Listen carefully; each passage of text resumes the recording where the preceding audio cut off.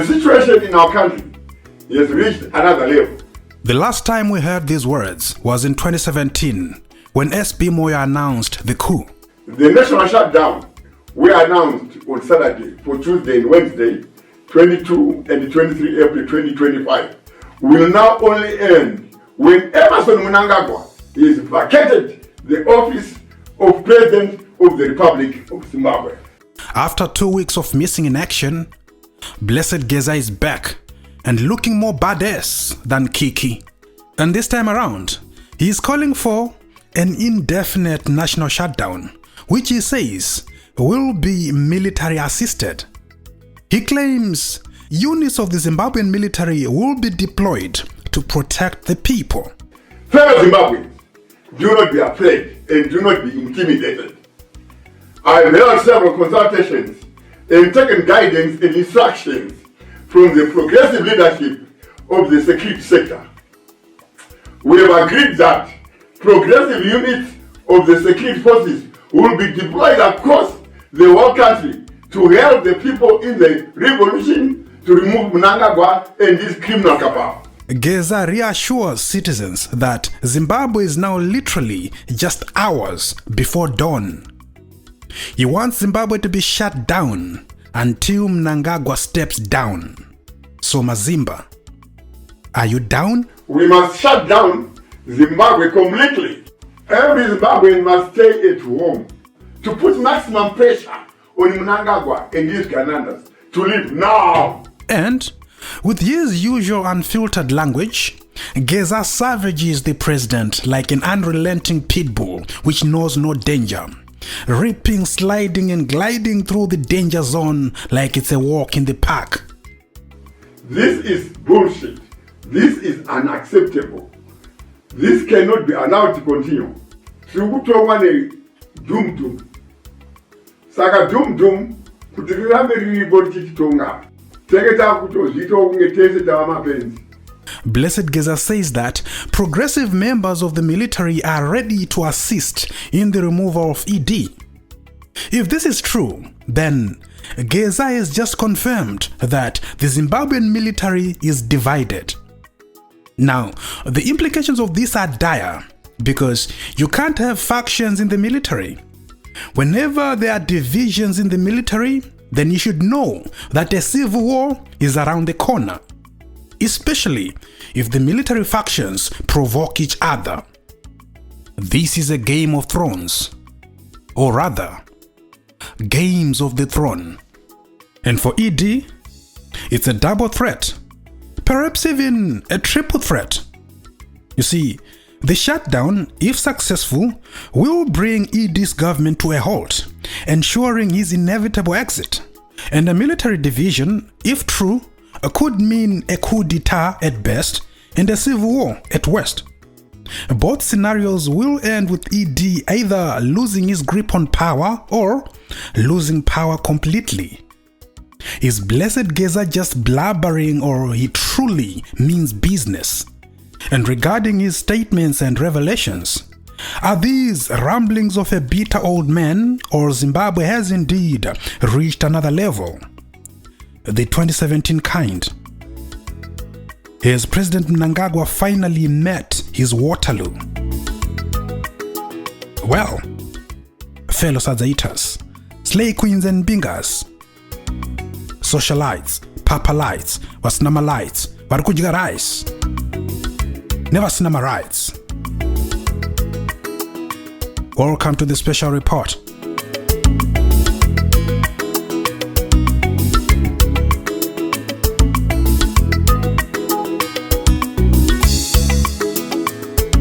Now, first things first, I opened my intro with a juxtaposition of Gaza and SB Moyo's intros.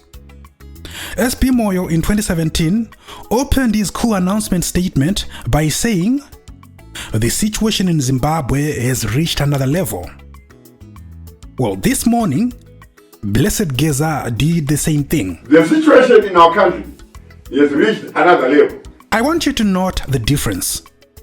SB Moyo only came on ZBC after the military had already taken over. When SB Moyo said the situation has reached another level, It had indeed reached another level because the military had taken over, though of course it was desperate to make it look like it wasn't a military takeover of government. But in reality, Mugabe's government was no more. The only thing that was left was for Robert Mugabe to either resign or be impeached. Of course, he later resigned during the impeachment process. But the point is, the military did not play its cards publicly. It never does. Why am I saying all this? Well, Blessed Gaza said that progressive members of the military will deploy units of soldiers to defend the people. Now, this is concerning on two levels. Number one, that's not how the military operates. You don't give your opponent a heads up. You don't divulge your plan. When it comes to military operations, especially ones that border on treason like this one, you strategize and implement in secret. Jetiri rinoda chiataki majapanese, ukasadaro chete munangagwa omukwanise. I don't know why Gaza feels the need to play his cards openly for all to see. He always reveals his plan, giving the other faction of ZANU-PF the opportunity to counter him. And secondly, if it's indeed true that a faction of the military is behind the proposed shutdown, then by announcing that that faction is behind the proposed shutdown, Gaza has put that faction in danger, especially if that faction is weaker than the pro-ED military faction. Moreover, Gaza announced the planned arrest of a number of ED-aligned business people and a few government officials, including the mayor of Harare, Jacob Nyakakomana Mafume. He says these people are part of the criminals surrounding the president, just like in 2017. Only this time, the president is also being targeted. But again, Gaza has once again revealed his plan to the opponent. And if it's true that there are arrests that are coming for Zigananda, then Gaza has given the alleged criminals enough time to run away. He has literally given them a head start. In contrast, look at how the military handled the so-called criminals of 2017, the ones who were said to be surrounding Mugabe. We all found out after the military had already raided Chombo, Moyo and Kasukwere's homes. The military did not announce that it was going after the G40 members. Now obviously, the announcement to arrest Zigananda did not come from the military, it came from Gaza. However, he is aligning himself with the military, or at least a faction of the military. So some of his words will be attributed to the military. So if indeed he's working with the military or a faction of it, then some of his statements are doing more damage than good to his plan and that of the military faction that is backing him. He's always giving ED the opportunity to make preemptive strikes, which explains why ED has so far been thwarting and blocking everything Gaza has been throwing at him. Now, let's take a look at what Blessed Gaza said 2 days ago in his first address, and then I will unpack everything. I've been observing the political development in our beloved Zimbabwe. On 31st March 2025, we made a strong expression of our displeasure with the way the country is being run. Mnangagwa responded by arresting 1 or 2 of our combatants. We stand firmly with them and assure them they will be released soon. We send the same message to detained journalist Blessed Mhlanga and all political prisoners of the Mnangagwa regime. Kunze kwa kutoyeza. Emerson Mnangagwa is going. There are no two ways about that. So far, we put an end to the 26 nonsense. Only a disillusionary few like Daniel Garwe still hold on to that dream. Tinozviziva kuti mabasa emapirisi epfungwa. Daniel Garwe murwere wepfungwa anomwa mapirisi.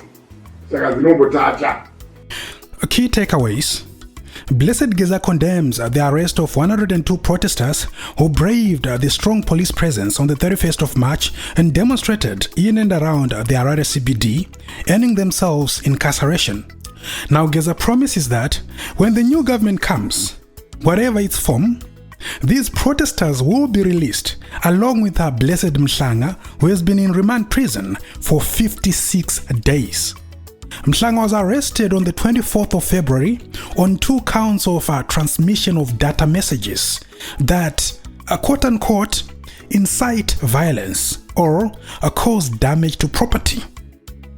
This was after his employer, Heart and Soul TV, broadcasted a press conference addressed by Blessed Gaza.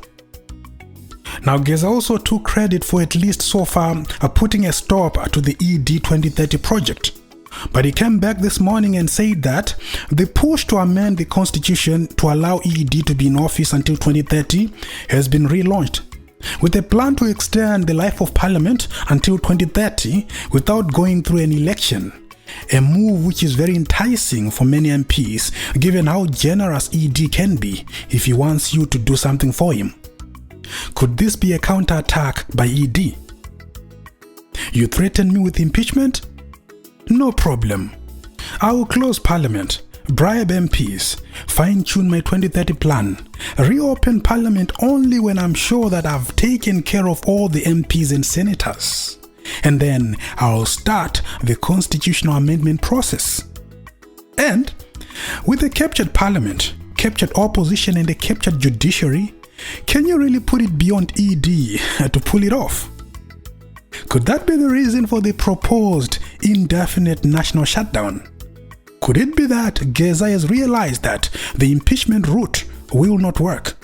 Remember what I said in my impeachment video 2 weeks ago. I said that in 2017, the only reason why Parliament commenced the impeachment process against Mugabe is that the military had neutralized and immobilized the executive arm of government. MPs had the unquestionable support and protection of the military. They had the confidence to participate in that impeachment process without worrying about unmarked vehicles following them or threatening messages flooding through their cell phones. Gaza, on the other hand, hoped that MPs would be brave enough to even consider impeaching ED without any guarantees given for their protection. It was a long shot, because MPs are scared of getting shot. That's why the plan is falling short. Fellow Zimbabweans, in the past 2 weeks, we have unified citizens towards a common goal to fight for a Zimbabwe where our aspirations are realized. In this instance, only Mnangagwa and his corrupt Gananda stand in between. But I'm happy that as Zimbabweans, we now have a united resolve that Zimbabwe comes first before anything and anyone else. That Mnangagwa's corrupt regime must go. That this suffering and the neglect of our people must end. Gaza's claim about uniting citizens is on the backdrop of the unintended March 31 shutdown, which initially was supposed to be an uprising, but ended up being an unplanned stay away. And like a typical politician, Blessed Gaza took credit for the unintended shutdown, which I illustrated this way 2 weeks ago. I said there were 2 orders or 2 requests: Gaza's request and Mnangagwa's request. Gaza said to the people, go and demonstrate. ED said to the people, don't demonstrate, go to work. And in response to these 2 conflicting requests, the people decided to stay home. So who did the people listen to? Of course, any answer in politics can be correct, depending on how well you support it. And yes, indeed, without a doubt, staying away is a form of demonstration. So the people definitely demonstrated on the 31st of March by staying away. The question is, what did they demonstrate? It is very important to never forget that as Zimbabweans, we are cowards. Tiri mbrende. Mbra mbre mbri mbro mbro mbrende.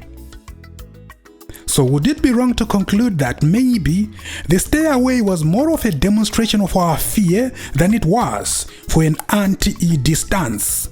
After all, a fierce-looking riot police had spent the whole week patrolling CBDs, giving a stern warning to would-be protesters. Memories of what happened on August 1st, 2018 are still very fresh in the minds of many Zimbabweans. Could this be the reason for the change of strategy by Gaza? Could he have realized that getting Zimbabweans onto the streets in their numbers under the current conditions is wishful thinking? Remember, Gaza started off with the call for an uprising, but that failed. Then he called for an impeachment process, but that too has so far been thwarted, with parliament being adjourned and MPs being bribed. And now he's calling for a national shutdown indefinitely, which is a safer option for the people when you look at it.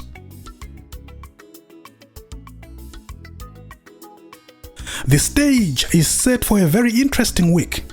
The proposed shutdown is meant to begin tomorrow, so expect a lot of confusion, a lot of conflicting information, a lot of cheap propaganda, skirmishes and scheming and counter-scheming.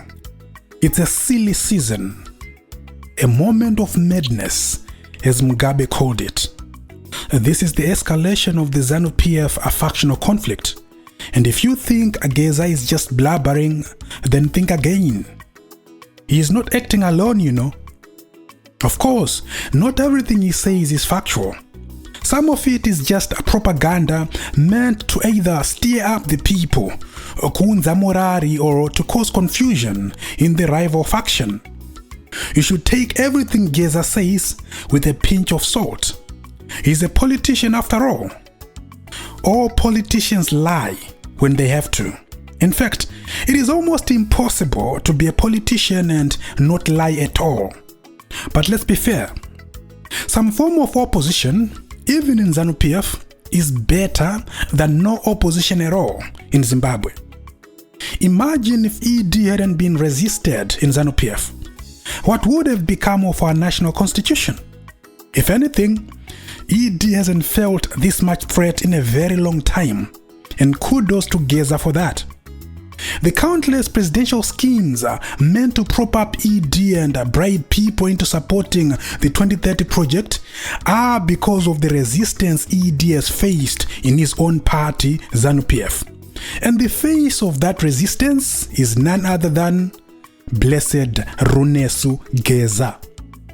So no matter your misgivings about him, you can't deny that his resistance has also benefited the non-ZANU-PF anti-ED Zimbabweans. Like I said a few weeks ago, he is at the moment the biggest opposition in Zimbabwe. Well, I should say actually the only opposition in Zimbabwe at the moment.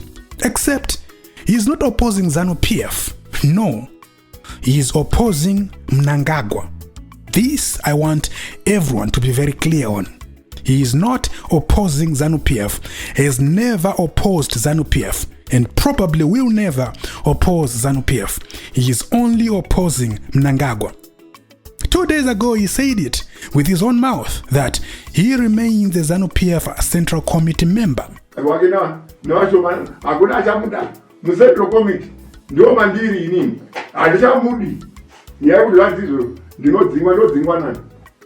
But in all this confusion, there is one issue that is not getting enough attention. What sort of government will take over when all of this is done? When the dust settles? No one is talking about that. We are all fixated on getting ED removed without a plan of what happens next. What is the next course of action? Do you know why that is? Do you know why it's not clear what will happen after ED is done with? It's because this is an internal ZANU-PF matter, whose outcome can and will only be determined by whichever and whatever faction wins the war. every right-thinking Zimbabwean agrees that ED is now a danger to our constitution. His 2030 project is the single most dangerous thing our constitution has faced since 2013. So therefore, those who are calling for ED to step down are indeed justified. The predicament, however, is that the pressure for ED to step down is more intense in ZANU-PF than it is in the opposition, or what's left of it. In fact, the opposition is non-existent. Dead, deadest. Didier Drogba. This explains why citizens are now rallying behind the ZANU-PF faction, which at least seems to be, at the moment, doing the job of the opposition. Well, at least on the face of it. Your only hope should be that the faction which takes over from ED will reform and transform Zimbabwe for the better. Because we have been down this road before, you know. In 2017, they said, give ED a chance. He is a reformist, they said. Well, look at how that turned out. Are we about to give Chiwenga a chance? Is he also a reformist? And how will that turn out? Has Gaza really secured the backing of a faction of the Zimbabwean military, or is just blabbering? And if he indeed has secured it, what does that mean national security-wise? And also, if indeed the Zimbabwean military is divided and one faction is deployed to defend the people, then won't the pro-ED military faction take this as a provocation, thereby igniting a civil war? Are we prepared for that? Well, whatever happens, I'll be here to marinate you with all the details without fear or favor, because on this platform, we say it as it is. And as always, thank you so much for watching. And if you enjoy the content, please like and share.